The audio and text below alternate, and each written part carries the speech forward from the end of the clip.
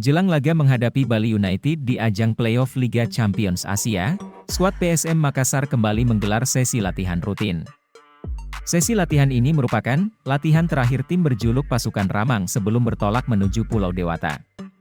Skuad PSM Makassar menggelar latihan keempat di Stadion Kalegoa, Kabupaten Goa, Minggu, 4 Juni 2023. Sesi latihan ini sendiri dipimpin langsung oleh pelatih kepala Bernardo Tavares beserta kedua asisten dan satu pelatih kipernya. Berdasarkan pantau Fajar Co.id, pemain yang di 3 sesi latihan sebelumnya absen yakni Yuran Fernandes kini sudah terlihat hadir di dalam skuad. Kemungkinan pemain jangkung ini baru tiba dari kampung halamannya Cape Verde sehingga baru bisa bergabung di sesi latihan. Satu pemain inti yang terlihat absen di latihan kali ini adalah Ananda Raihan.